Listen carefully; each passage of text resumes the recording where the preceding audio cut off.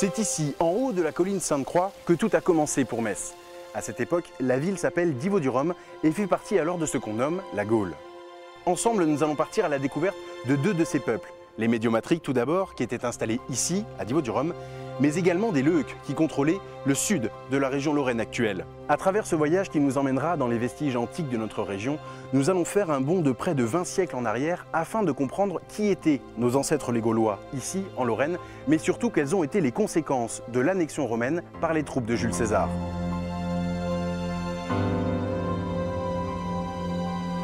Aux alentours de 50 avant Jésus-Christ, les terres de ce qui deviendra la Lorraine sont divisées en plusieurs territoires. Trévire, Rorac, Sécane, Lingon, Catalaune entourent les peuples médiomatriques et leuques. Tous ces peuples composent une partie de ce qu'on appelle communément les Gaulois. Ce qu'on sait, c'est que dès le premier millénaire avant notre ère, il y a des populations qui habitent au nord des Alpes et à l'ouest des Alpes et qui présentent des caractéristiques culturelles communes. Ils se sont organisés en ce qu'on va appeler les cités, avec un certain nombre de villes, de villages surtout, avec une capitale, un chef-lieu devrait-on dire plus exactement.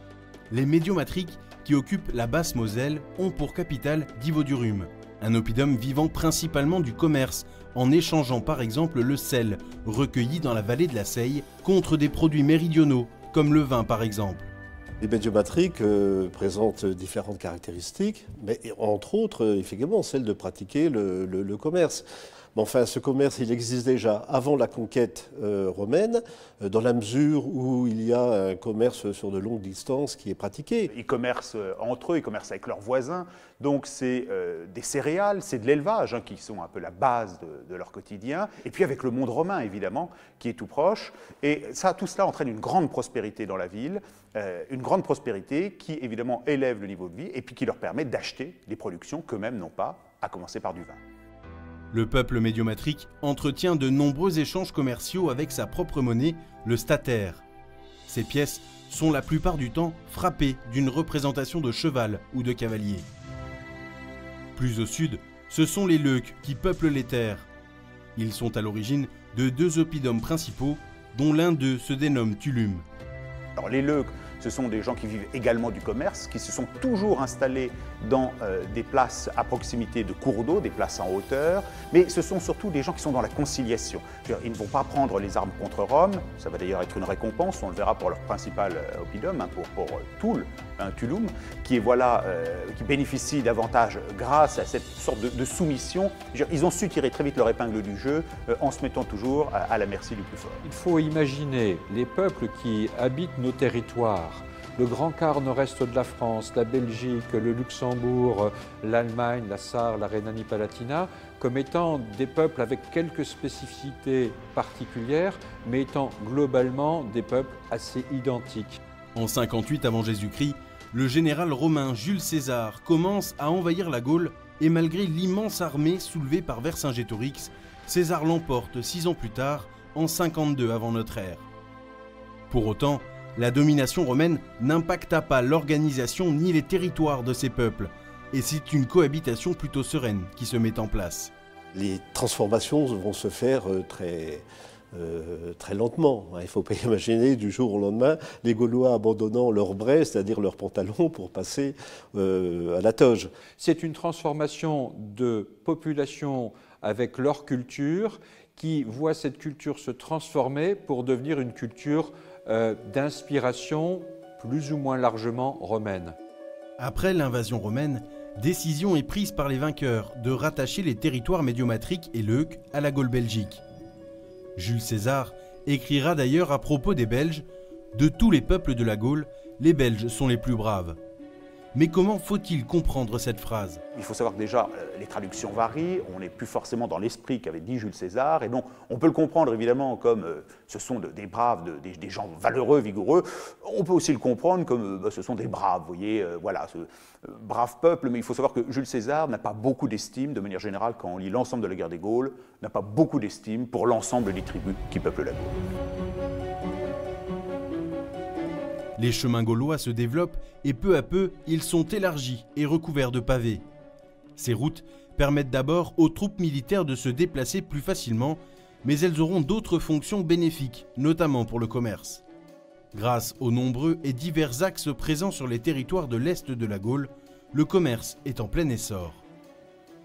Ces villes reposent sur plusieurs types de richesses. La première richesse, c'est une richesse locale. La ville commerce tout simplement avec la campagne qui l'environne. La deuxième chose, c'est une richesse à plus grande échelle parce que la ville va se faire la tête de pont pour exporter une partie de la production. Le fait que l'on découvre sur le territoire des Médiomatriques ou des Leucres des produits d'importation provenant parfois de contrées très lointaines, de Lusitanie, l'actuel Portugal, des huiles italiennes, des huiles espagnoles, montre qu'on a un trafic extrêmement important, qu'on a des marchandises qui circulent sur de longues distances, qui utilisent à la fois les voies terrestres, mais peut-être surtout les voies des rivières, et la Moselle en particulier, mais aussi la Seille, sont des axes de communication et de transport extrêmement importants dans ce monde antique. Une voie romaine remonte de Lugdunum jusqu'à Treverorum, future Trèves, en passant par Divodurum. Cette artère est toujours visible aujourd'hui dans la cité messine et s'appelle désormais la rue Serpenoise. C'est un axe qui relie le sud de la cité des Médiomatriques au nord de cette cité et qui traverse presque en son centre la ville. Il existait à la limite du territoire des Leuques et des Médiomatriques une bourgade, Scarpone. Et donc la Via Scarponensis, la voie de Scarpone, c'est-à-dire cette route importante qui vient du sud et qui, au-delà de Scarpone, va vers Lyon, si on se dirige vers le sud, vers Lyon et la Méditerranée. La rue Serpenoise, elle est donc créée dès l'origine, dès que la ville romaine se met en place. Le commerce, simplifié et encouragé par ces chaussées, favorisa remarquablement la vie urbaine. La découverte de plusieurs mosaïques rend compte du raffinement et du train de vie mené par certains habitants de Divodurum.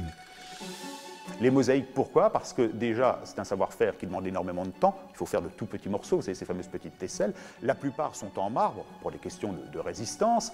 Donc là encore, il faut importer des pierres, il faut importer des savoir-faire, il faut de l'espace. Et les plus belles mosaïques conservées dans la Gaule, en termes de superficie, c'est en Lorraine. Nous avons des traces, nous avons des documents, des fouilles archéologiques qui témoignent de la présence de monuments importants avec des décors extrêmement sophistiqués. Durant près de 3 siècles, la Gaule, sous domination romaine, vit en grande majorité une période de paix, de laquelle naîtra une nouvelle civilisation reposant sur la cohabitation pacifique entre les peuples celtes et romains.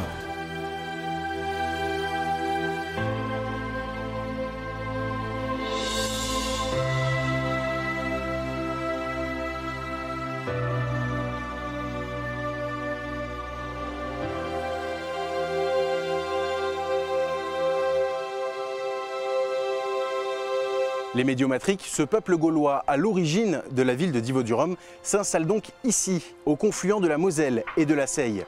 Leur oppidum devient rapidement le centre économique de leur territoire, car on y trouve tout type d'artisans qui travaillent les métaux, mais aussi la terre cuite, des productions qui seront à l'origine de nombreuses activités économiques avec les peuples voisins. On imagine souvent les Gaulois comme des peuples vivant dans des taudis, sans aucune hiérarchie sociale. Eh bien pas du tout, en réalité les Médiomatriques sont un peuple très établi, pourvu d'un système oligarchique, c'est-à-dire que les chefs des principales familles détenaient le pouvoir.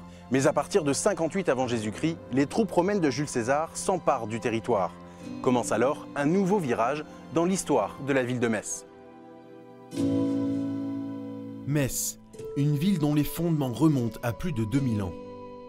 Les Médiomatriques, peuple autonome, bâtissent ici un oppidum.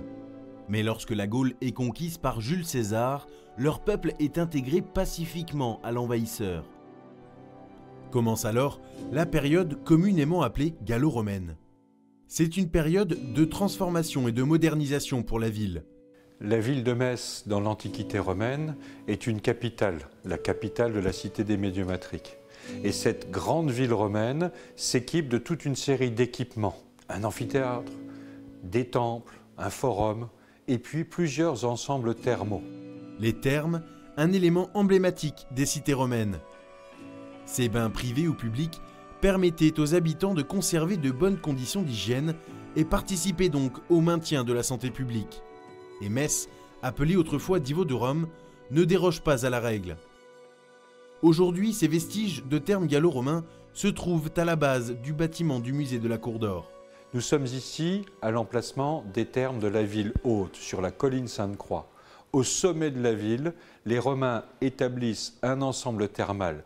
C'est un lieu où l'on ne vient pas se soigner, mais un lieu où l'on vient se laver. Et là, les vestiges qui m'entourent sont ceux de ces thermes de l'époque romaine. Pour l'évacuation de ces eaux usées, les Gallo-Romains construisent alors des égouts souterrains, dont certains tunnels subsistent encore aujourd'hui. Mais pour alimenter toutes ces arrivées d'eau, les autorités vont également lancer la construction d'un autre élément emblématique de l'architecture gallo-romaine, un pont aqueduc immense qui aujourd'hui encore impressionne par sa taille et sa longueur. L'aqueduc traverse la Moselle pour rejoindre Divo du Rhum qui se trouve sur la rive droite. Et puis à partir de Jouy aux Arches, l'aqueduc redevient souterrain et il arrive à Metz à un endroit qu'on ne connaît pas précisément mais qui est sans doute le sud de Metz. Et à partir de là, il y avait des conduites qui ravitaillaient les thermes du musée de la Cour d'Or et puis les fontaines et puis d'autres thermes qui se trouvent dans la ville de Metz. Puisant son eau à la source des Bouillons, à l'endroit où sera construit plus tard la ville de Gorze, l'aqueduc sort de la colline à travers ce bassin aménagé par les ingénieurs de l'époque afin de purifier l'eau. C'est ensuite par ces deux galeries que l'eau traverse la vallée grâce au pont aqueduc. Les grandes transformations de la ville ne se font pas au hasard. Les dépenses importantes qui sont engendrées par ces constructions imposent un examen drastique de leur utilité. Et à cette époque, le prestige est un motif de dépense. Je pense que c'est l'aristocratie locale, enfin la grande bourgeoisie, disons, pour parler simplement, qui dirige la ville et qui constitue l'élite sociale. C'est cette élite sociale qui a décidé de construire un aqueduc parce que l'idéal c'était de faire des villes qui ressemblent à Rome. Et comme l'aqueduc, c'est vraiment l'empreinte du prestige de la ville éternelle, eh bien, il fallait, chaque ville voulait avoir son ou ses aqueducs. Autre symbole de puissance, les jeux et le divertissement du peuple. L'amphithéâtre de Divo de Rome pouvait accueillir jusqu'à 25 000 personnes, ce qui en fait l'un des plus importants de la Gaule romaine. Aujourd'hui, il ne reste plus rien de cette incroyable construction de plus de 35 mètres de haut. Parmi les vestiges de cette époque, le musée de la Cour d'Or conserve également de nombreuses stèles et sarcophages en plomb découverts au cours de fouilles archéologiques dans les années 70. Les Gallo-Romains ne mélangeaient pas le monde des vivants et celui des morts. De ce fait, les Romains enterraient leurs morts à l'extérieur des villes. À Metz, donc Divo du Rhum, la nécropole principale était située au sud de la ville, dans le quartier actuel du Sablon. Ces stèles, richement sculptées, étaient un véritable curriculum vitae pour les défunts et sont aujourd'hui une mine précieuse d'informations sur la vie quotidienne de l'époque. Ces stèles sont quelque part l'ancêtre de nos pierres tombales, c'est-à-dire qu'elles vont présenter généralement le nom du défunt, parfois celui de son épouse, son métier. On a quelques exemples, par exemple, de pêcheurs, de charpentiers, de marchands, ce qui permet d'avoir une connaissance assez fine de la vie quotidienne des Gallo-Romains, notamment leur profession, mais également leur nom.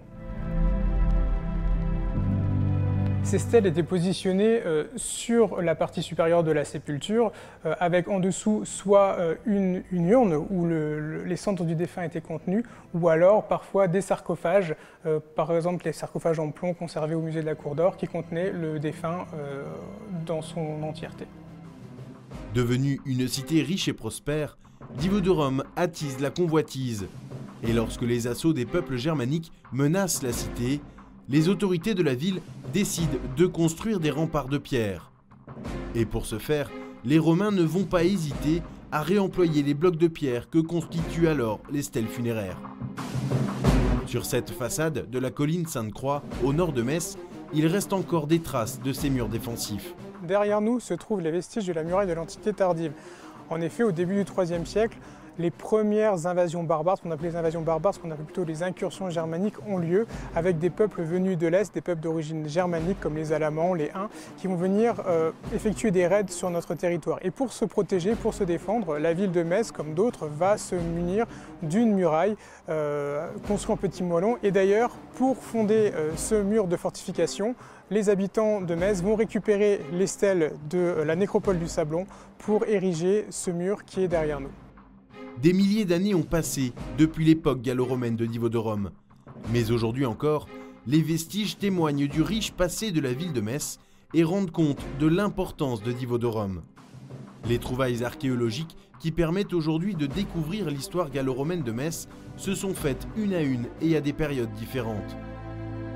Les principales découvertes archéologiques qui sont faites à Metz se sont faites en plusieurs temps. La première s'est déroulée au cours de la première annexion allemande au début du XXe siècle, avec les découvertes du Sablon notamment, puis énormément au cours de la période de ce qu'on appelait la rénovation urbaine, donc durant les années 50, 60, 70, qui ont vu la destruction de nombreux vestiges patrimoniaux et qui ont mis au jour également de nombreux vestiges archéologiques.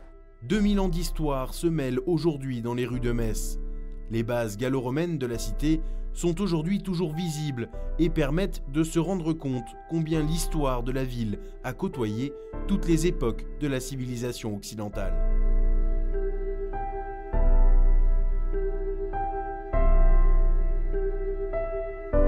Metz débute donc son histoire grâce au peuple des Médiomatriques et connaît de considérables transformations avec l'arrivée des troupes romaines. Mais au sud de la Lorraine, un autre peuple gaulois est installé, les Leucs. Pour eux aussi, la présence romaine apportera de profondes évolutions. Dans les Vosges actuelles, un site témoigne tout particulièrement de cette présence romaine. Il s'agit de la ville de Grand. Dans l'Antiquité, on suppose que son nom était Andésina et qu'elle était dédiée au dieu Apollon. À son apogée, la ville comptait jusqu'à 20 000 habitants, ce qui pour l'époque est énorme. Aujourd'hui encore, de nombreux vestiges témoignent de sa richesse et de sa puissante activité économique. Pour autant, cette ville de Grand renferme toujours de nombreux mystères. Ces vestiges de murs bordent aujourd'hui les routes de la commune de Grand dans les Vosges.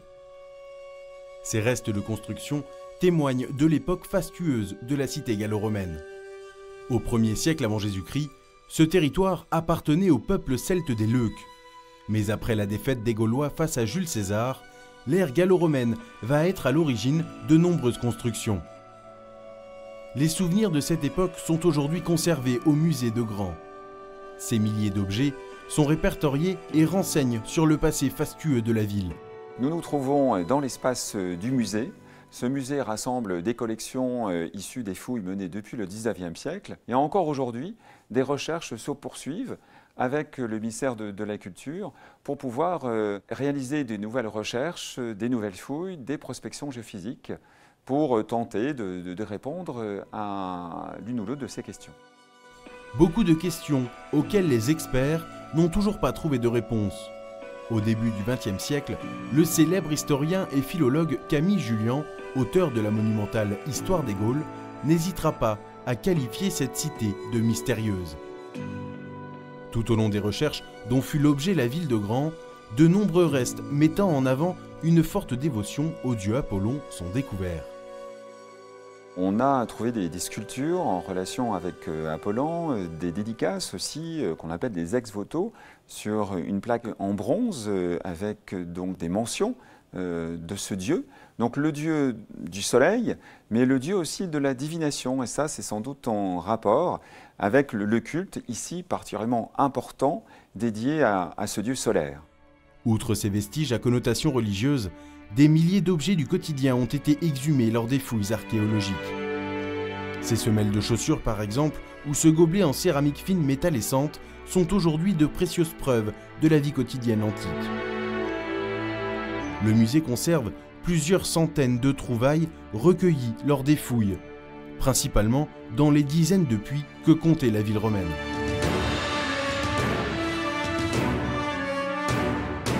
Ce que Grand a d'original par rapport à d'autres sites, c'est d'avoir livré beaucoup de puits dans lesquels étaient conservés des éléments organiques, du bois, du cuir.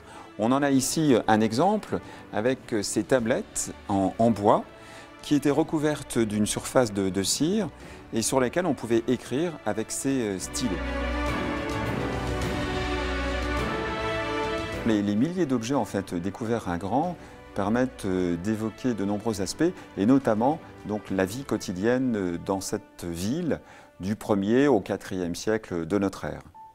Dans ces puits ont également été retrouvées des pièces de cuir, très utilisées à l'époque, notamment pour l'habillement, mais aussi de véritables trésors d'orfèvrerie, comme ce pendentif en or, finement ouvragé, ou encore ces pierres précieuses, qui sertissaient sans doute des bijoux d'apparat. Mais un autre trésor a été mis au jour à Grand. Bien plus imposant, il est impossible à ranger dans un tiroir. Il s'agit de cette mosaïque d'une superficie de 250 mètres carrés, découverte en 1883 par l'archéologue Félix Voulot. Ici, le visiteur a le privilège de découvrir un décor de sol complet et toujours sur son emplacement d'origine.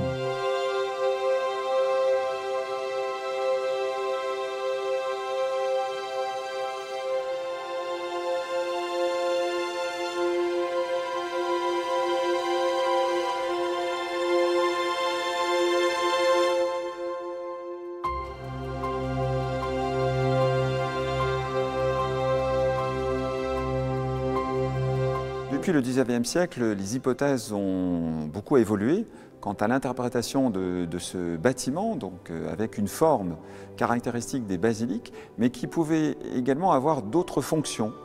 Peut-être une fonction de temple, peut-être une fonction de lieu pour une corporation, de lieu de réception essentiellement. Voilà, là aussi, beaucoup de questions, beaucoup d'hypothèses. Un autre élément emblématique de la cité romaine est également présent à Grand. Il s'agit bien sûr de son amphithéâtre. En partie détruit par le temps, on devine toujours sa taille imposante. Selon certains historiens, cette construction faisait partie des 10 plus grands amphithéâtres du monde romain. Donc nous sommes ici dans l'amphithéâtre de Grand, légèrement en périphérie de l'agglomération antique, comme c'est souvent le cas. Un édifice qui a été construit à la fin du 1er siècle, début du second, pour une capacité totale d'environ, d'après les estimations des archéologues, de 18 à 20 000 spectateurs. Pour entrer dans l'arène ou pour rejoindre les gradins, les Romains et les gladiateurs empruntaient ces couloirs monumentaux. Nous sommes ici dans le corridor de l'amphithéâtre qui permettait de desservir à la fois les gradins de l'amphithéâtre, les différents niveaux, et également les loges. Donc on a tout un ensemble de loges ici, comme celle-ci, donc qui est parfaitement conservée au niveau de sa porte, avec le linteau, l'arc de décharge. Donc il faut imaginer que ces loges de taille réduite servaient essentiellement donc, à stocker du matériel, les accessoires des gladiateurs, les casques, les armes, etc. Certes, la ville de Grand était importante. Pourtant, la présence de cet amphithéâtre pose encore question de nos jours. Le paradoxe de cet amphithéâtre, c'est qu'il n'a pas sa place dans une agglomération, en principe, du type de celle de Grand, puisque les amphithéâtres sont plutôt l'apanage des capitales de cités, comme Metz ou Toul, pour cette région. Donc on ne sait pas pourquoi ici, à Grand, on a construit un amphithéâtre. Ça reste là aussi un mystère. Autrefois territoire des Leucs, Grand deviendra dès le 1er siècle une importante ville romaine. Si aujourd'hui, de nombreux vestiges témoignent du passé florissant de la cité, tous les mystères sont encore loin d'être levés. Il y a donc 2000 ans se dessinaient les prémices de notre civilisation, et ici en Lorraine, comme nous l'avons vu ensemble, subsistent encore de nombreux témoignages archéologiques. Tous les secrets sur cette époque ne sont pas encore levés et les historiens sont encore à pied d'œuvre afin de toujours mieux comprendre notre histoire. Merci à vous d'avoir regardé ce documentaire sur l'histoire de la Lorraine et je vous donne rendez-vous très bientôt pour un nouveau voyage à la découverte de nos racines et de notre histoire.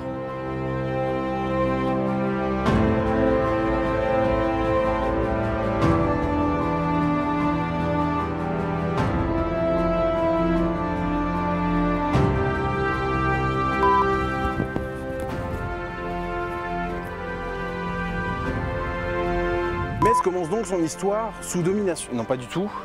C'est parfois les Gaulois comme des peuples vivants dans cette ville romaine. Attends, mais non, là je regarde là en fait. Je donne rendez-vous très bientôt pour partir à la découverte de notre. Non, pour partir les Gaulois étaient un peuple totalement établi.